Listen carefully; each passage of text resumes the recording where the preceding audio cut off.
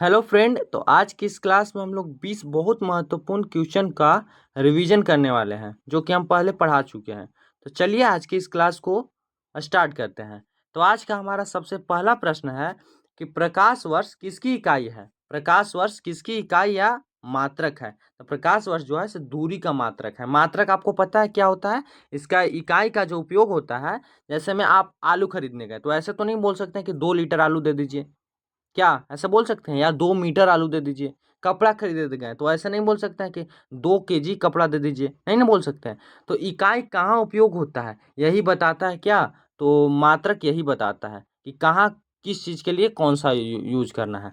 तो प्रकाश वर्ष जो है दूरी के लिए उपयोग होता है। किसके लिए? दूरी के लिए। आप आलू खरीदने जाएंगे तो ऐसा नहीं बोल दीजिएगा कि हमको 2 प्रकाश वर्ष आलू दीजिए, ऐसा नहीं बोल सकते हैं। यह दूरी के लिए केवल है, ठीक है ना, याद रखिएगा। ठीक है, फिर आगे प्रश्न है कि जल का रासायनिक सूत्र क्या होता है। सिंपल क्वेश्चन है कि जल का रासायनिक सूत्र क्या होता है। तो H2O क्या होता है, H2O जल का रासायनिक सूत्र होता है। फिर आगे प्रश्न है हमारा कि प्रकाश की चाल अधिकतम किस माध्यम में होती है। बहुत फास्ट हम लोग चल रहे हैं। प्रकाश की चाल अधिकतम किस में होती है, तो वैक्यूम यानी निर्वात में होती है। प्रकाश की चाल अधिकतम निर्वात में होती है, याद रखिएगा।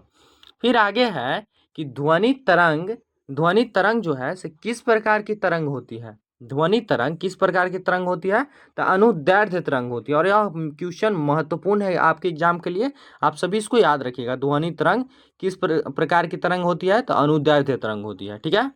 फिर आगे है कि कौन सा अम्ल जो है, कौन सा एसिड जो है से पेट में पाया जाता है। तो आप सभी को पता होगा कि हाइड्रोक्लोरिक अम्ल जो है, HCl जो अम्ल है से पेट में पाया जाता है, ठीक है। आपको कमेंट करके बताना कि HCl का pH मान कितना होता है। फिर आगे है कि ध्वनि की गति, जो ध्वनि होती है, ध्वनि की जो गति है तो सबसे अधिक किस माध्यम में होती है। तो ध्वनि की गति सबसे अधिक ठोस माध्यम में होती है। किस माध्यम में? प्रकाश की ठोस अवस्था में सबसे ज्यादा ध्वनि की गति होती है, ठीक है ना। द्रव की ठोस अवस्था में, सॉरी, ठीक है ना, ध्वनि की गति होती है। फिर है कि मानव शरीर की ह्यूमन बॉडी की सबसे बड़ी ग्रंथि जो है से कौन सी होती है, तो यकृत होती है। मानव शरीर की सबसे बड़ी ग्रंथि कौन है? यकृत यानी लीवर है, याद रखिएगा, लीवर, ठीक है। बड़ी महत्वपूर्ण क्वेश्चन है, बहुत महत्वपूर्ण। फिर आगे क्वेश्चन है कि जल का घनत्व, क्वेश्चन नंबर में जाइएगा। जल का घनत्व अधिकतम किस तापमान पर होता है। तो जल का घनत्व अधिकतम 4 डिग्री सेल्सियस पर होता है। किस पर? 4 डिग्री सेल्सियस पर होता है, ठीक है। फिर आगे चलते हैं हम लोग कि रक्त का पीएच मान, रक्त जो होता है उसका पीएच मान कितना होता है, तो 7.4 होता है। याद रखिएगा, इसे सच्चा से याद रखिएगा, रक्त सच्चा, स से 7 और च से 4। रक्त का पीएच मान कितना हो जाएगा, 7.4, ठीक है। फिर आगे क्वेश्चन है कि किस गैस को मृत गैस कहा जाता है। तो नाइट्रोजन को मृत गैस कहा जाता है। किसको? नाइट्रोजन जो होता है इसको क्या कहा जाता है, मृत गैस कहा जाता है, याद रखिएगा ना। फिर आगे क्वेश्चन है कि प्रकाश का जो अपवर्तन है किस कारण होता है।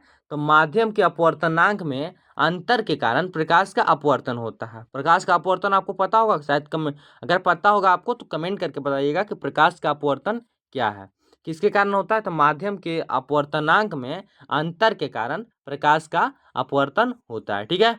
फिर है कि बैटरी में, अगला क्वेश्चन है कि बैटरी जो होता है, बैटरी में कौन सा अम्ल का प्रयोग किया जाता है। तो सल्फ्यूरिक अम्ल का प्रयोग किया जाता है, वो भी 38% वाला सल्फ्यूरिक एसिड का प्रयोग किया जाता है, याद रखिएगा आप लोग, ठीक है। फिर है कि कार्बन होता है इसका शुद्धतम रूप कौन सा है। तो कार्बन का सबसे शुद्धतम रूप हीरा है। कौन सा? हीरा कार्बन का सबसे शुद्धतम रूप है, ठीक है। कार्बन को हम C से प्रदर्शित करते हैं, याद रखिएगा। फिर है कि विटामिन सी जो होता है उसकी कमी से कौन सा रोग होता है। तो सकर्वी रोग होता है। कौन सा? सकर्वी रोग, ठीक है। फिर है कि ओजोन परत में कौन सी गैस छेद कर रही है। तो क्लोरोफ्लोरोकार्बन। कौन सी? क्लोरोफ्लोरोकार्बन ओजोन परत में छेद कर रही, CFC, याद रखिएगा। फिर है अगला क्वेश्चन कि विद्युत धारा की एसआई इकाई क्या है। विद्युत धारा की एसआई इकाई या विद्युत धारा की मात्रक क्या है। तो विद्युत धारा को हम आई से प्रदर्शित करते हैं और इसका मात्रक एम्पियर होता है। क्या होता है? एम्पियर होता है, ठीक है। एम्पियर होता है। फिर है कि प्रकाश एक ऊर्जा का रूप है या बल का? तो प्रकाश आपका एक ऊर्जा का रूप है। आप सभी को पता होगा कि प्रकाश एक प्रकार की ऊर्जा है जो सरल रेखा में चलती है, सीधी रेखा में चलती है, सॉरी सीधी रेखा में चलती है, ठीक है ना, कोई दिक्कत इसमें नहीं होगा। फिर है कि सबसे हल्की धातु कौन सी है? सबसे हल्की धातु कौन सी है? तो सबसे हल्की धातु लिथियम है। कौन? लिथियम सबसे हल्की धातु है, याद रखिएगा। फिर है कि हड्डियों को मजबूत बनाने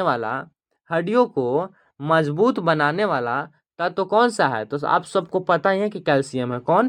कैल्शियम। इसमें ज़्यादा समझाने की जरूरत ना है कि हड्डियों को मजबूत बनाने वाला तत्व जो है से कैल्शियम है।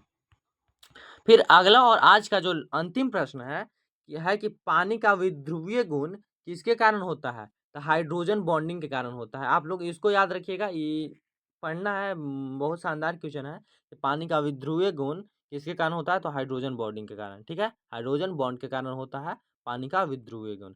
अगर आपको इसका नोट्स लेना होगा तो आप हमारे व्हाट्सएप ग्रुप में जुड़ जाइएगा ताकि आपको इसका नोट्स दे दिया जाए।